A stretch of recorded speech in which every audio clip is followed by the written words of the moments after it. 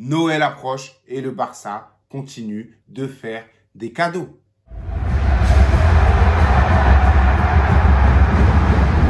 Le FC Barcelone vient de faire match nul contre le Betis Séville, de partout. Voilà, dans un match qui laisse beaucoup de choses à dire. Voilà, il y a énormément de choses à raconter. Mais bon, on va y aller tout doux. Je vais commencer par vous remercier pour avoir regardé mes vidéos, mes 2 premières vidéos YouTube sur les débriefs du match du FC Barcelone. Merci pour vos retours, que ce soit en commentaire, que ce soit en privé. La communauté commence à prendre de l'ampleur, voilà. Donc, ça fait plaisir, l'équipe. Donc, je vais continuer. Je vais essayer encore de m'améliorer parce qu'il y a du travail. Et voilà, à partir du moment où on se régale, ça fait plaisir, les gars. Moi, je suis là pour donner mon analyse, ma vision des choses. Et vous, en commentaire, vous me donnez la vôtre. C'est tout ce que je demande. Donc, n'oubliez pas de vous abonner, pensez à partager. Et puis voilà, le plus important, comme d'habitude, j'attends votre analyse en commentaire. Donc, c'est parti, l'équipe. Alors, aujourd'hui, c'est un match bizarre. La première mi-temps, j'étais tout smile, tout heureux, tout content. Tout allait bien. Maîtrise du jeu, maîtrise du ballon, maîtrise du tempo. Le Barça qu'on a l'habitude de voir, en tout cas, dans les grands rendez-vous. Voilà, dans les grands rendez-vous. Parce que souvent, le Barça, dans les matchs dits faciles, ça se finit toujours mal. Ou très souvent. Comme aujourd'hui. Aucun manque de respect à l'équipe du Betis. C'est une équipe qui sait jouer au football. Ils avaient un plan de jeu très clair. Ils l'ont réussi. Mais parce que nous leur en avons donné les moyens. C'est tout. Sinon, le match, il a été plié. Honnêtement, tactiquement, techniquement, on était au-dessus. Dans la maîtrise du ballon, on était au-dessus. Et surtout et avant tout, voilà, offensivement, on est meilleur. Défensivement, on a quand même fait un match solide, en tout cas en première mi-temps. Donc, le match commence. Dès l'entame du match, les gars, ils ont mis une intensité de fou. De fou. Alors, on a 2 choses qui nous laissent dans le match, qui nous permettent de continuer de jouer notre football et de ne pas sortir de notre stratégie, de notre plan de jeu. 1.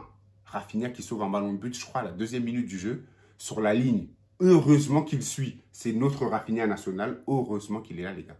Franchement. Et quelques minutes plus tard, genre quoi, 5 minutes, Iñaki Peña, face à face avec Ezabde, il sort. Franchement, Ezabde, il essaie de le prendre un peu côté gauche d'Iñaki, du coup. C'est sorti. Donc là, on a un gardien qu'on se doit de respecter parce qu'il nous sauve. Aujourd'hui, c'est pas 1, c'est pas 2, c'est 3 parades de fou. Sur 3 occasions hyper dangereuses du Betis. Iñaki a fait un très gros match. Donc après ça, le FC Barcelone a la maîtrise du ballon. Voilà, pendant quoi? Une vingtaine, une trentaine de minutes. On gère, on fait ce qu'on sait faire, on fait tourner, on attend que l'ouverture se fasse. Petit jeu à droite entre Koundé, Pedri et Yamal. Koundé joue sur Yamal, Yamal joue sur Pedri, Pedri déviation, Koundé a fait l'appel. Centre à terre, qui est là pour reprendre? Lewandowski, un but d'école, un but à montrer dans toutes les écoles. Et à ce moment-là, je me dis, le match, il est dans la poche. Le match, il est dans la poche. Et quand on pense comme ça, quand le Barça se met ça en tête, c'est fini. C'est terminé. Et c'est ça qui me fout le mort. Ah oui, petit aparté. J'ai vu que Dani Olmo a perdu une Chico sur le terrain. Les gars, ça me fait rire, mais c'est pas drôle. Hein. Une dinguerie. Et je l'ai vu tout de suite. Contact, je sais plus avec qui, je crois Marc Bartra, je sais plus. Il perd sa dent, mais il le cache. Et il a été très malin. Parce que s'il avait dit à l'arbitre, j'ai perdu ma dent, il avait montré ses chicots et tout.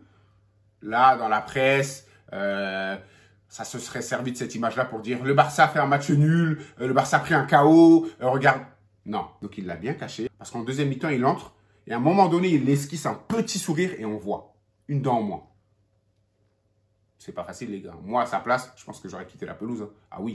Ah oui, esthétiquement, quand même. Attends, t'es là, tu smiles devant les caméras, devant des millions de personnes. Chico en moins? Non, sans moi. Bref, reprenons notre sérieux parce que là, aujourd'hui, le match du Barça, normalement, je ne devrais même pas sourire.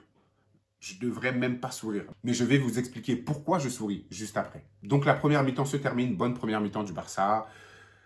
Je le dis, hein, on est au-dessus. Ce match, c'est une victoire, c'est 3 points normalement assurés. On a peu d'occasions, mais honnêtement, on est chirurgical. On attaque quand il le faut. Et dès qu'on sent que l'occasion peut s'ouvrir, dès qu'on sent qu'il y a une petite faille, on la saisit et ça va au bout. Et ça, j'apprécie. Donc, la 2e mi-temps commence. Et attendez, je ne sais pas si vous avez vu comme moi. À un moment donné, les joueurs du Barça sont dans le tunnel. Vous voyez?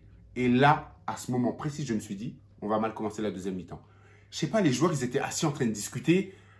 Tu avais l'impression qu'il y avait 6-0. Voilà, impossible qu'ils reviennent, etc. Trop de confiance. Excès de confiance. Et c'est pas la première fois que je le dis. Les joueurs, ils étaient là posés, chill, je sais pas, au café. Normal. Moi, j'ai pas kiffé. J'ai pas kiffé. Ça, je pense qu'Hansi Flick, il devrait venir. Ou alors le capitaine Rafinha. Le problème, c'est que lui-même était là, en train de bavarder avec les collègues. Non, non. Donc, ça n'a pas loupé. Mauvaise entame de deuxième mi-temps. Pendant 10 ou 15 minutes, on prend l'eau. On se fait bouffer sur tous les compartiments de jeu. À gauche, Koundé, il prend l'eau. Et malheureusement, Yamal ne lui prête pas énormément main forte. Et à droite, Baldé, catastrophique. En plus, aujourd'hui, je l'ai trouvé en dessous des mauvais choix. À chaque fois qu'il récupère le ballon, il pense qu'il peut percuter ou qu'il doit percuter. Je ne sais pas c'est quoi la consigne du coach. Mais je trouve que il faut qu'il alterne. Il ne peut pas le faire à chaque fois. Après, au bout d'un moment, les défenseurs, ils lisent dans son jeu. C'est trop facile. Et là, il le faisait à chaque fois. Il montait, il remontait, il sortait le ballon, il remontait le bloc, il perdait le ballon, et contre, et il ne faisait pas l'effort. Et voilà. Et en plus, sur son côté, il y avait le numéro 9 du Betis. J'ai plus son nom. Trop compliqué à dire. Mais lui, il mettait de l'intensité, il mettait de l'engagement. Et il avait la dalle, le gars. Il avait la dalle. Donc, franchement, sur l'aile de Baldé, c'était compliqué. Donc, je reprends. On prend l'eau. On n'est pas bon du tout. Et encore une fois, on est sauvé par Iñaki Peña, les gars. Justement sur la frappe de ce fameux numéro 9. À bout portant, limite au point de pénalty, frappe, un arrêt réflexe. L'action, elle vient de gauche du côté de Koundé. Je ne sais plus trop, un centre, en retrait. Eh les gars, si celle-là, il ne la sort pas, je vous jure que le match, on le perd. Là, c'est un match nul, ça va. Ce match-là, on aurait pu le perdre. Encore une fois, bravo Iñaki. Et là, je pense que le tournant du match se fait maintenant. Hansi Flick fait des changements. Évidemment, je pense que c'est par rapport au match face au Borussia Dortmund, vu les joueurs qu'il a sortis. Lewandowski, Rafinha. J'ai eu tellement peur qu'il sorte Lamine Yamal. Je me suis dit, dans un match comme ça, il faut le laisser. Sinon, on perd. Il a sorti aussi Pedri, il me semble. Et là, pour moi, c'était le tournant du match. Entrée de De Jong. Entrée de Gavi. Ferran Torres qui entre. S'il vous plaît, Ferran Torres. Je ne sais pas ce que le coach lui trouve. Alors certes, il faut faire de la rotation au bout d'un moment, voilà. Mais c'est pas le premier joueur que j'aurais fait rentrer. C'est pas du tout le premier joueur que j'aurais fait rentrer. Donc Ferran entre. Alors comme d'habitude, hein, il arrive plein de bonnes intentions, il est là, il met de l'intensité, il presse, etc. Mais il n'est pas juste dans son jeu. Déjà, dans son positionnement, quand il entre, il y a toujours Lewandowski sur le terrain. Il rentre à la place de Rafinha, il me semble. Au lieu de se mettre à gauche, donc à la place de Rafinha, non, il joue dans l'axe. Et tu vois qu'il y a les deux. Et du coup, Lewandowski décroche et va à gauche. Mais Ferran, tu lis pas le jeu, quoi. Tu vois qu'il y a Robert. Pourquoi tu es là? Enfin bref, il va falloir aussi qu'il travaille son positionnement dans les courses, dans les appels en profondeur, parce que très souvent, 4 fois sur 5, il est hors jeu. 4 fois sur 5, il est hors jeu. Fin de l'aparté sur Ferran Torres. Enfin bon, on reprendra plus tard.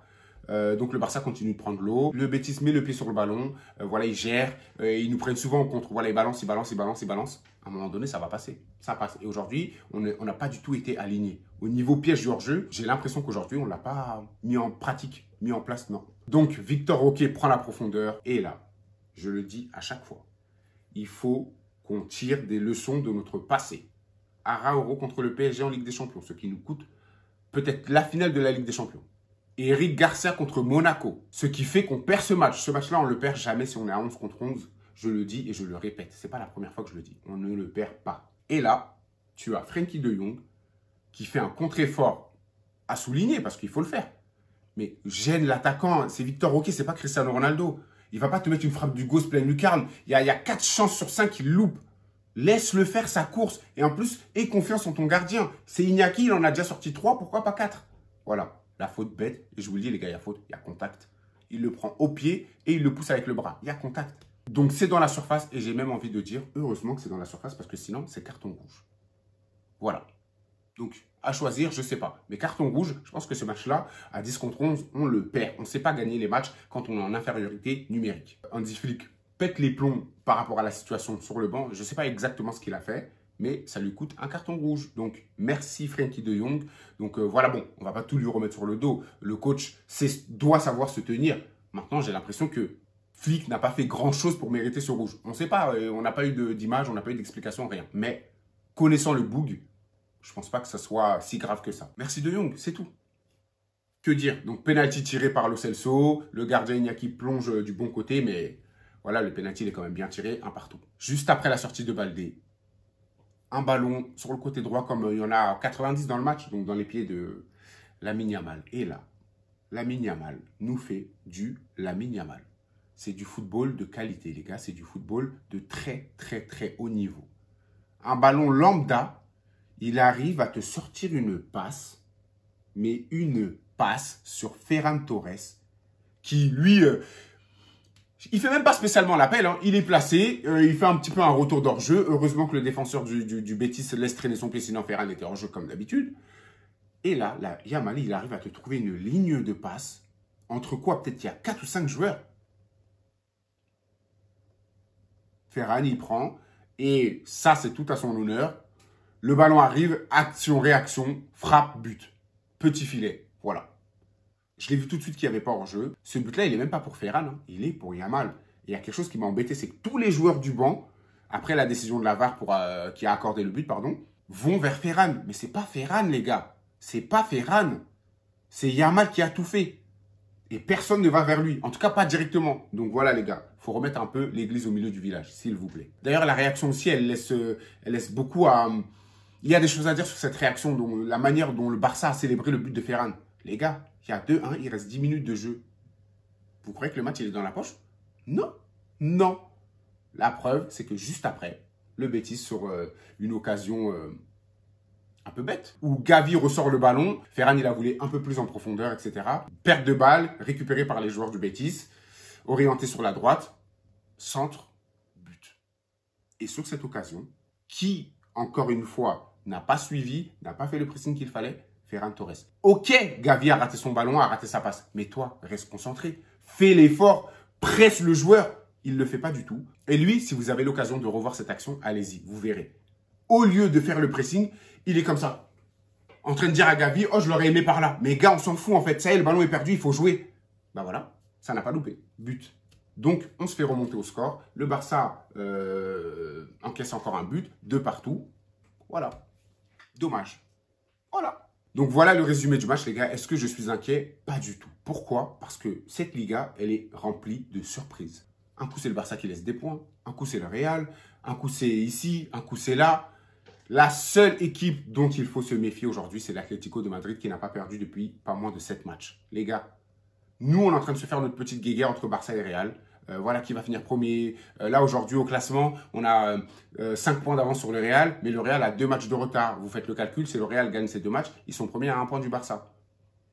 Mais je ne suis pas inquiet parce que ce soir, Girona-Real Madrid, qu'est-ce qui va se passer? On n'en sait rien. On n'en sait rien. Le Real peut encore perdre des points. Si le Real perd, ça veut dire que c'est comme si le Barça avait pris 1 point de plus sur le Real. Je ne sais pas. Voilà, je ne mettrai pas ma main à couper que le Real perdra, mais ce n'est pas impossible. Donc voilà, je ne suis pas inquiet. Le championnat est encore long. Il va se passer des choses, c'est sûr et certain. Et méfiant sur l'Atlético de Madrid qui, en snake, peut venir remporter cette Liga. Donc voilà l'équipe, maintenant c'est à vous. Dites-moi ce que vous avez pensé du match du FC Barcelone aujourd'hui. Dites-moi aussi ce que vous pensez de cette Liga. Cette année, les rebondissements, c'est une dinguerie. C'est un truc de fou. Et puis pour finir, dites-moi ce que vous avez pensé de la vidéo. Voilà les gars, toujours plus. Abonnez-vous, likez, comme la coutume le veut. Et surtout et avant tout, j'attends votre analyse en commentaire. Ciao l'équipe et à la prochaine.